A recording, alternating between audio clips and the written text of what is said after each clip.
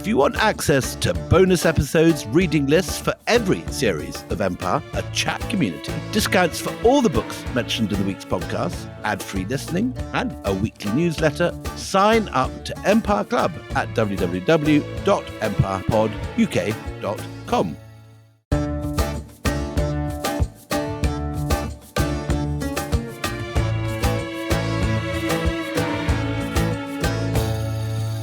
Hello and welcome to Empire with me, Anita Arnon. And me, William Dalrymple. That was worse than the last one. What, have you been encouraged on your world tour to put it back in? No, I got to bed at 4 o'clock last night. Oh, right. I only got into Mumbai, so I'm feeling a wee bit weary. So You're doing a stellar job of doing this little podcast. All right, but look, we're on episode 3 of the story of Babur. The last time we met you, we were talking about the 42-year-old Babur now, having left his home in Kabul in autumn of 1525. He's marched on northern India. He's gathered support from people who hate the Sultan of the Delhi Sultanate, and he's done very, very well. And what he wants, as William sort of highlighted, was to capture the wealth of a man who had lots. Lodi had been dismembered and pulled apart, and all of his forces had been destroyed. But he has got this vision in mind, and it's based on something because his ancestor, Timur, had sacked Delhi a century earlier. So he had this idea of what that might feel like. So the reality, I think, must have been a little bit disappointing for Babur because Delhi had been a very rich country, and the south of India, particularly the kingdom of Vijayanagara, had been even richer. But by the time that Babur gets to Delhi, Delhi is much reduced. The Lodis have mismanaged their sultanate, which is one of the reasons that people were giving invitations to Babur to come and take it from him. And in Delhi, he doesn't get much, not least because he doesn't loot it. But then there is a wonderful surprise. Babur sends his son Humayun, who we're going to hear a lot more about in the next episode, straight to Agra. And it's Agra, which is the Lodi capital at this point. Although it's a smaller city than Delhi, the Lodis have made their fort and their center of administration 100 miles south of Delhi in Agra. And there, as chance would have it, the city contains a man called Bikramjit, who's the Raja of Gwalior. And he happens to be in Agra when all this takes place. He's caught, I think, by surprise by the speed of the Mughal advance. And he has on him what Babur rather nicely puts in his diary. He says, Bikramjit made my son a voluntary offering of a mass of jewels and valuables, amongst which was the famous diamond which Sultan Alauddin Khalji must have brought. Its reputation is that every appraiser has estimated its value at 2.5 days' food for the whole world. Apparently, it weighs 8 miskals. Humayun offered it to me when I arrived in Agra, and I just gave it back to him. Now, this seems very likely to be our old friend. I've got a guess. Is it our friend? It probably is. No one knows for sure. And it's known usually as Babur's diamond because there is no proof that it is the Kohinoor, but it's that kind of size. 8 miskals is the same size as the Kohinoor. The Kohinoor diamond that William and I have talked extensively about on this podcast and written a book about, a very fine book, actually. Where we first came together. Can I just say that, does he give him the diamond expecting it back? Is it the kind of gift where, oh, no, you shouldn't have? It's staying in the family, so... Okay. But he goes on, he says, no private individual has ever seen such a diamond or heard of it, nor is there any mention of it in any book. And we don't know. The description's too vague to be certain, and there are certainly a number of mega diamonds circulating in India at this time. But this one is a whopper. It is a whopper. Size and heft of a hen's egg, my friends. Can I just say a little bit about how Babur, he finds the diamond, which is probably a solace, because he really does not like India. It doesn't help that he arrives in May, and it's very hard to find anyone that would enjoy Delhi in May at any time in history. It's very, very hot indeed. What he says is Hindustan is a place of little charm. There is no beauty in its people, rude, no graceful social intercourse, no poetic talent or understanding, no etiquette, nobility, or manliness. Very rude. The arts and crafts have no harmony or symmetry. There are no good horses, meat, grapes, melons, or other fruit. There is no ice. There's no cold water. good food or bread in the markets. There are no baths. There are no schools. There are no candles, no torches, or even candlesticks. Basically, he thinks it's a disaster. Worst of all, he says, are the jackfruits, which tasted like the revolting intestines of sheep. He said. And then he says, on the plus side, Hindustan is a large country with lots of gold and money. Okay. So he's wrong about almost everything. I mean, you can go through that list. It's a value judgment. Most people would say that the most beautiful people on earth are from India. Oh, you flatterer. It's true. It's true. I mean, look at all those beauty contests year after year. And also the idea that there's no poetic talent. There's endless wonderful poets right through Indian history. The Lodi gardens are full of wonderful tombs. The idea that there's no arts or craft. There are fantastic melons, grapes, and other fruits, including mangoes, which is what originally attracted him. And there are lots of Sultanate period baths, lots of even more madrasas. So he's kind of wrong about everything. It's just hot and he's miserable. And I know that feeling from Delhi in May where you just feel, oh Lord, I want to get out of here and go to the hills.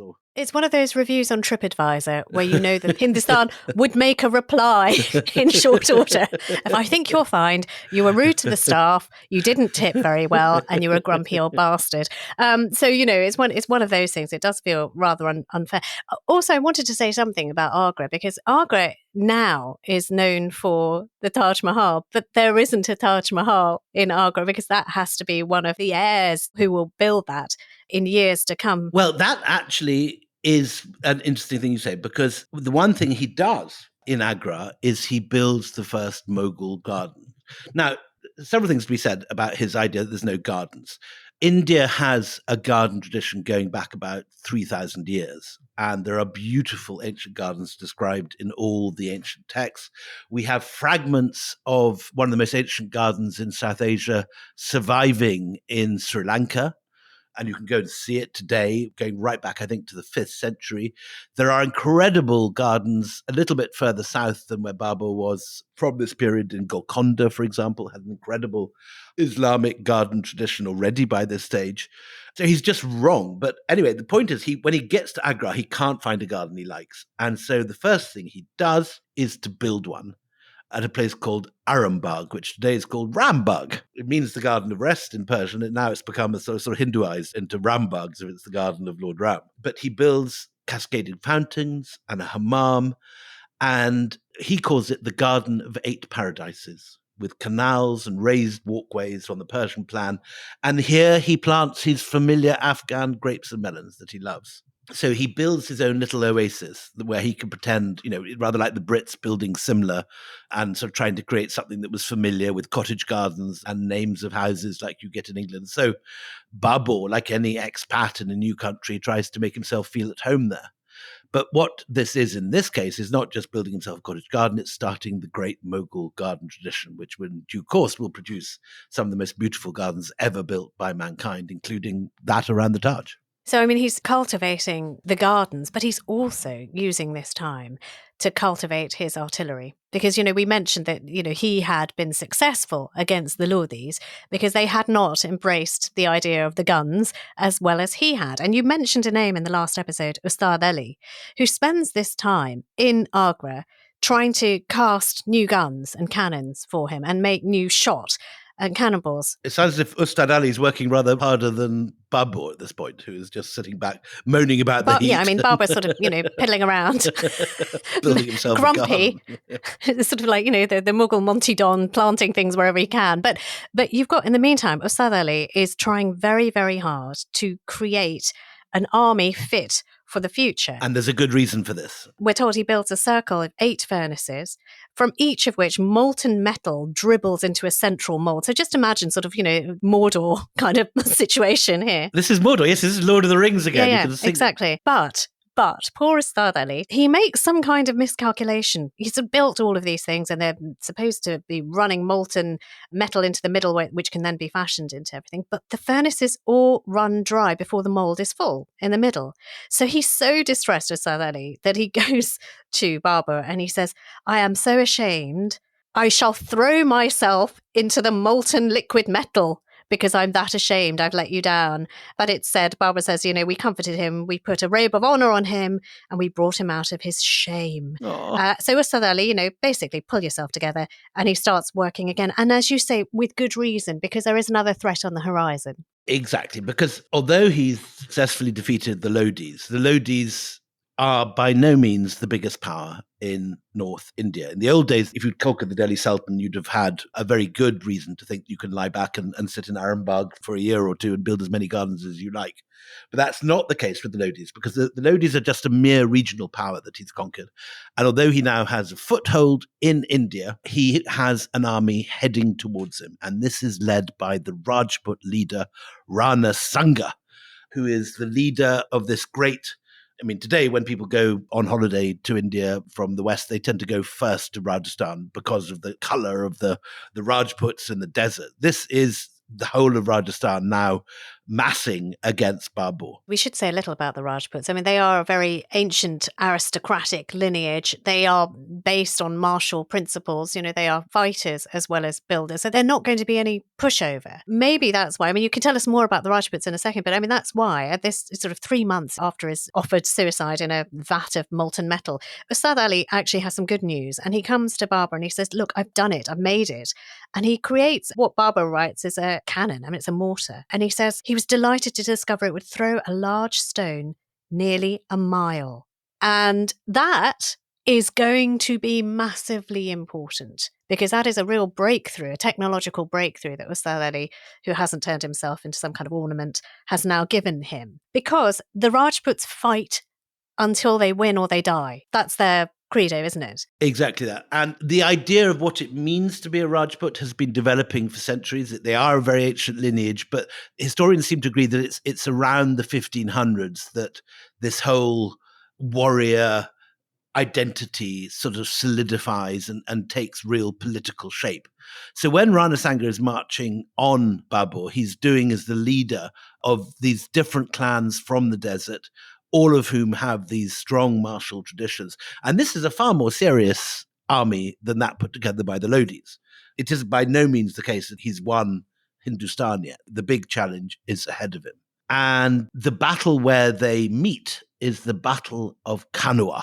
The thing about Rana Sanga, as opposed to the Lodi leader who was deeply unpopular, is that he wears his bravery on his face, because this is a man who's already lost an eye in battle. And he leads charges. He doesn't sort of cower in the background playing politics and granting favors to inconsequential men who flatter him. So, the confrontation which finally happens in the Battle of Khanwa, you're absolutely right, is going to be massive. It's 1527. Babur and his troops are facing Rana Sanga, who has an army of 80,000 men. Rana Sanga is the same dynasty of Rajputs that now rule from Udaipur. And in the era of Rana Sanga, before Udaipur is built, they're ruling from the great city of Chittor, which is one of the greatest fortresses in Rajasthan. And there's this wonderful architecture from this period and a little bit before it, including this extraordinary victory tower when you go there today. And Rana Sanga has united under his rule most of Rajasthan, Gujarat, and Madhya Pradesh. He's one of the most powerful Rajput rulers in history. But the other thing about Rana Sanga is that he has a narrative behind him, that, these are people of Hindustan, and Babur represents an invading force. They are foreigners, they have a different religion, they are a different people, so we have to fight them. So his 80,000 strong cavalry have absolute reasons to fight and win. So this is not going to be an easy clash. What happens when they face off? And Babur realizes that, and knowing that this is going to be the most difficult battle he's ever had, including fighting the Uzbeks and Shaibani Khan, is that he suddenly comes over all religious, which is very un-Babur. Babur is not a religious man. And he decides to make a vow that he will abjure alcohol, which is one of his greatest pleasures. And he makes this vow that he will give up alcohol for God and hope he will win because of his he gives it a religious identity, is what I'm trying to say, which is not at all his normal tone. If you read his memoir, there's very little reference to religion or faith, and he's not a jihadi of the faith. But at this point, faced with an army of Rajputs, an enemy he has no knowledge of. He suddenly turns himself into a Ghazi, and the rhetoric he's using to sort of rally his troops is the language of Islam. Can I not take issue, but just maybe question that Sure. a little bit about how he's not a religious man? And he certainly hasn't shown any signs of being particularly religious. You know, the fact he can do deals with Shias shows that it doesn't matter that much. And he's more pragmatic than he is of the faith militant, if you like. Because when he does, and this is not long afterwards, he travels through the rest of India. And in Gwalior, which he admires as a place, he thinks it's a beautiful place. But the one thing that he finds is insulting in amongst these wonderful buildings hewn of stone, which he talks about, are the huge Jain figures which have been carved into the rock face of a fort. You know, they're over a century old. And he writes about these. He says, these idols are shown quite naked, without covering, for their privates. I, for my part, ordered them to be destroyed. So I'm not saying that, he wasn't not religious at the beginning, but it does seem to be that he's on a bit of a journey and he's becoming more and more religious. And I wonder if that might be because of what happens when he does face off against Rana Sanga and his considerable army, where actually, the result is not clear. It isn't clear. It's not going to be a cakewalk for him. It's not clear. Join us after the break when we find out what happens when Rana Sanga and Babur actually fight.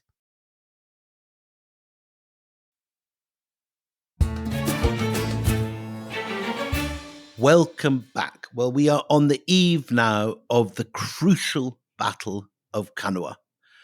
And Babur faces a variety of enemies in India. He has very good reason to be afraid of the Afghans who are in Bengal, running their own kingdom in Bengal, and they are extremely hostile to Babur and his Mughals, and they will prove to be a major enemy against his son Humayun. So we're going to hear more about them in the next episode. But Babur decides that the greatest threat is the Rajputs of Rajasthan under Rana Sanga. And Rana Sanga has managed to do what very few Rajput leaders succeed in doing throughout history, which is to unite all the different, often very competitive Rajput clans under his leadership. And he gathers troops from across his desert kingdoms. All the clans of Rajasthan unite under his banner. And he marches towards Agra, where Babur has been waiting. And there is an initial skirmish at a very interesting place called Bayana, which is near the later town of Fatehpur Sikri. And Bayana is not a place many people go to today, but it is one of the most amazing sultanate centers in India. You go there and there's no crowds, no tourists. You've just left Fatehpur Sikri, which is one of the most popular places with bus tours and everything. Bayana is only about half an hour's drive away from there, and it is packed with extraordinary ruins from this period. And in the initial clash there, Rana Sanga defeats the Mughals. There is a complete defeat of the Mughals, and they withdraw back to Agra. It is part of the brand for Rana Sanga because it is said of him that he has fought 100 battles and lost only one. So, this must sort of be filling Babur's forces with a little bit of trepidation. But then he does up the ante. He reminds his troops, you really are fighting a jihad. Put more lead in your pencil. We're going to face them again and we will defeat them because God is on our side. That becomes very much the rhetoric of this battle with Rana Sanga. And as we said, this is not his normal language. He loves his pleasures, but he breaks his cups, he pours the alcohol on the ground, and he tries to pose, really, as a sort of man of the faith. And he says, and this is, I think, a crucial quote in his diary to show what his motives are. Having talked about abjuring alcohol, breaking his cups, pouring the liquor on the ground, and made a pledge of total abstinence henceforth, he writes, it was a really good plan, and it had a favorable propagandist effect on friend and foe. So he's good. Doing it for effect. He knows what he's doing. He knows what he's doing. It's not because he's suddenly come over all religious. He just realized this will unite the people around him. Okay, that's interesting. So you think it's for show? Although he does take against the Jains. I mean, the Jain statues, he finds them naked and idolatrous. So I wonder if this is sort of religion creeping in. No, I don't think so. And I don't think there's any sign of that. I've read that Baburnama backwards. Okay. My theory is, to his timid, trained eye, those Jain statues are just ugly. Okay. And he thinks it's bad taste, according to his lights. I mean, they're extraordinary. So you visit them today. They've been restored in the last couple of years.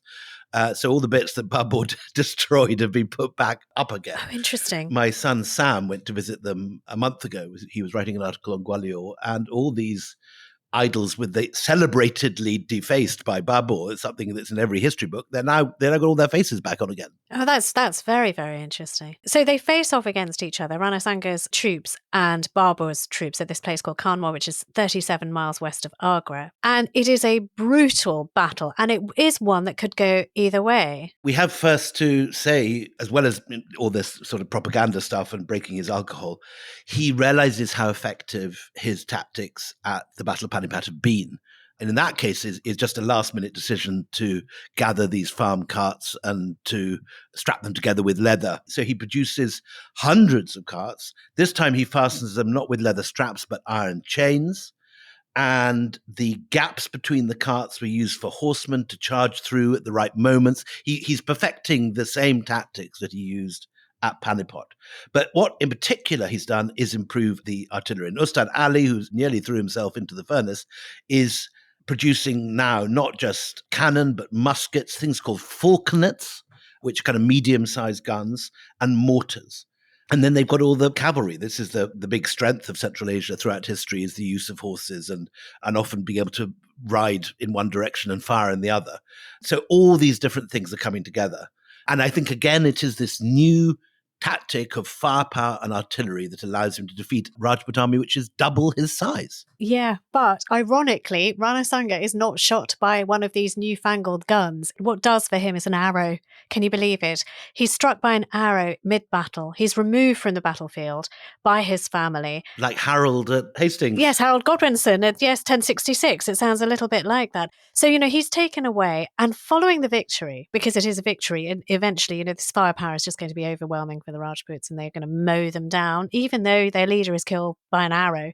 But Babur orders a tower of enemy skulls to be put up. This is something that Timur used to do when he won a battle, a pyramid of skulls. And so he does the same. Again, it's a shock and awe territory. But where does this now leave him? I mean, he must be happy. He must be a bit cheerier than he was in that first TripAdvisor account. He's not at all happy. No, he's still very much in his sort of negative TripAdvisor misery mode. Okay. Even more than before, he hates the heat. And the only thing he hates more than the heat is the rains. During the monsoon, he writes, bows cannot be used to shoot, armor, books, beddings, and textiles are also affected. But the thing he hates most of all is not being able to drink. Because, he did go and make that promise to his lord. He made that promise, and he's made it so publicly, he can't break it. So he writes these lovely letters to his old friend in Kabul, and his mate is called Khwaja Kalan. It's his old drinking partner. And he writes to him from India in the monsoon with the rain falling and sort of overflowing into his tent and him feeling damp and he can't draw his bow. He says, with whom do you hold parties? With whom do you drink wine? How can one forget the pleasures of Kabul? Especially when abstaining from drinking, how can one allow oneself to forget the licit pleasures like grapes and melons? Recently a melon was brought.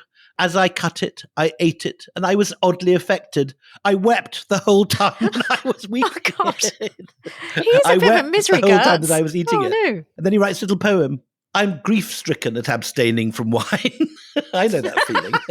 Whenever I go on a diet, I feel like that. Darkening my heart. I am always in a confused state. I know that feeling so well. Everybody regrets drinking and then takes an oath, but I have taken an oath and now regret it. Frozen in grief, I am lost. While with wine, I am cheerful and smiling. Good God, Babur. In exile, this month of abstinence ages me. Separated from friends, exile has affected me.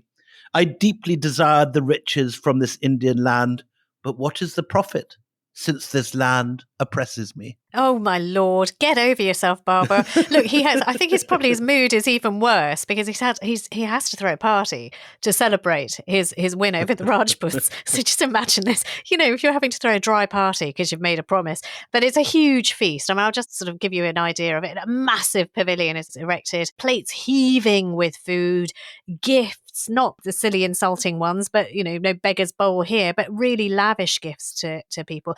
And what this does, again, again, you put on shows of animals and animals fighting and dancing girls and acrobats and wrestling and all of that kind of colour. You are actually buying fealty from those who are perhaps potentially could go either way on either side. And so again, I didn't realize until we started getting into this how good he is at propaganda, that, by doing these things, you are winning a propaganda. Even if he's miserable as sin and he's not able to drink, he's still throwing these enormous parties saying, if you're part of Team Babur, there's a lot more of this to come. But I know from my own experience, don't you, that there's nothing more miserable than being at a good party when everyone else is drunk and you're sober. It's absolute hell. When have you ever done that? Very, very occasionally, I go on diets in Lent or in January and give up alcohol. It's absolute misery. I hate it. Yeah. I mean, thank God I've not been around you in those times. Your poor wife. Just I'm not good awful. company. Oh, it sounds hideous. Please, can you give me a good heads up when that might be about to happen? Because I'll be nowhere near you.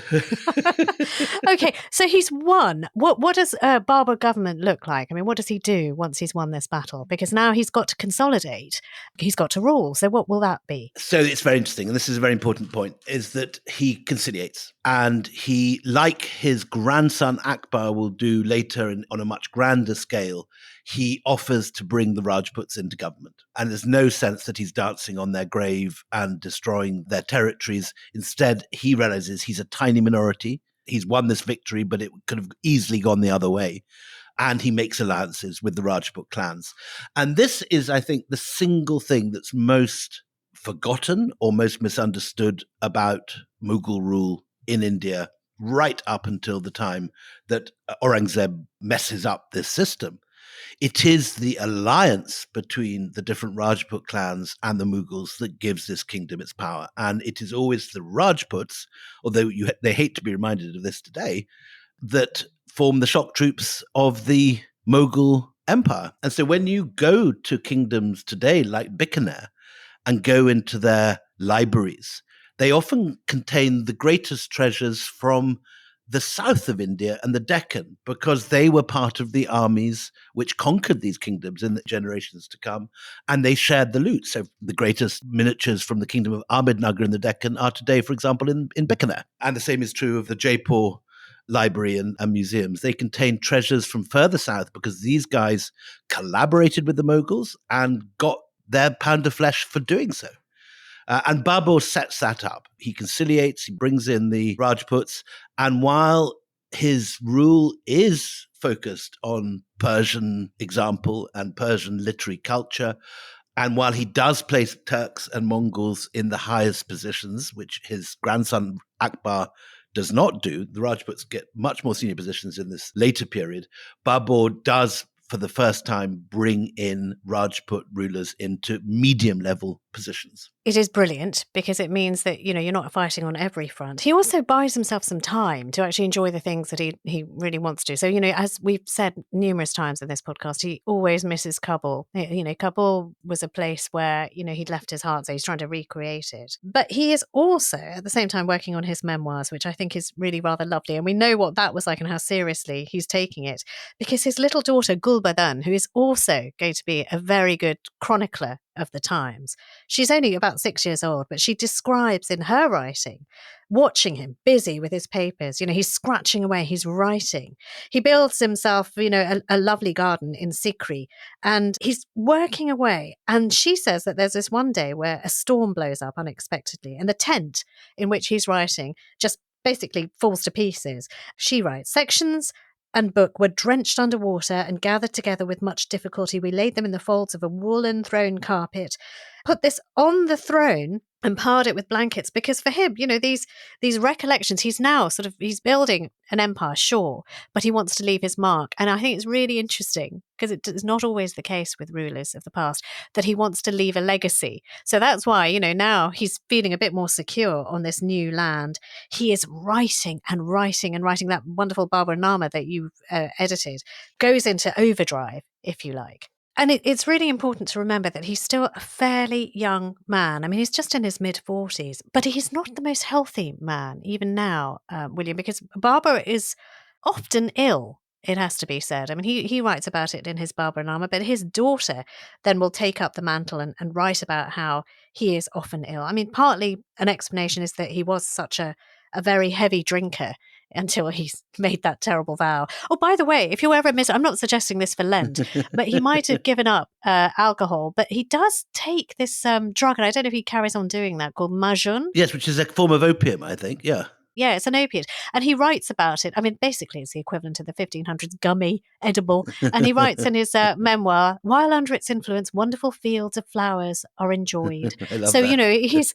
it's not all doom and gloom, but he's not healthy. He's not well. And in India, with its cursed climate, as he'd put it, he has boils, attacks of boils. He gets sciatica. He gets ear infections. At one point, he's coughing up blood. No one has ever enjoyed conquering a kingdom less than Babur. No. No one has ever been less pleased with his kingdom once he's conquered it. Yeah, and probably his liver is packing up at the same time. So he gets very, very ill by 1529. So, you've got this man who's conquered a country, as it were, when he's sort of taken over both Agra and Delhi. But he's not having a very good time at all. And his family and his retainers are worried about him. What happens in 1529 is that he's seriously ill. So what happens with Humayun? We haven't talked very much about his relationship with his older son, Humayun. Tell me about it. I mean, are they fond of each other? Do they like each other? It's a classic relationship of the very successful man and the slightly sort of hippy-dippy second generation. Humayun actually is a rather amazing war leader, which is not how he's remembered. But he's always late for everything. The entire invasion of India is delayed, I think, 3 months because Humayun's disappeared off doing some sort of astronomical observatories or something, doing some looking at the stars. And Babur's absolutely hopping mad when he turns up, which is why he has to invade in the heat and why he gets so miserable in the heat after he's conquered it. And Babur is always, he's the slightly overbearing father with the slightly disappointing son. And he's a familiar character. And for example, he's always ticking off Babur's letters. He says, although your writing can be read with difficulty, it is obsessively obscure. Who has ever heard of prose designed to be an enigma? Probably your laziness with writing letters is due to the fact that you tried to make it too fancy. From now on, write with uncomplicated, clear and plain words. This will cause less difficulty both for you and your reader.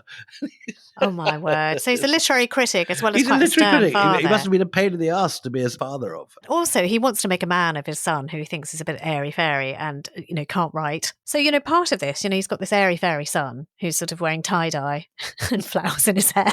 Just right. Sometimes literally, he was famous for his colourful clothes. You're right. Yeah. Is that right? Okay, brilliant. So he says, right, you know what? You are going to go off and do something grown up. I can't install you in, a branch of my bank, but you can go to Sambal and you can just look after it there and start learning something about governance. And, in your spare time, learn to write a bit better. And Sambal actually is not a good place to send anyone in that it's right up until the modern period famous for its brigands. It's where Fulan Devi hung out in the ridges of Sambal. Yes. And it's a place which, because of its geography and these famous sort of deep valleys and this remote territory. Bandit country. It's total bandit country. So he doesn't give his son an easy task there. It's exactly where an enemy army can hide out and raid his communications and all the rest of it. But then Humayun gets ill.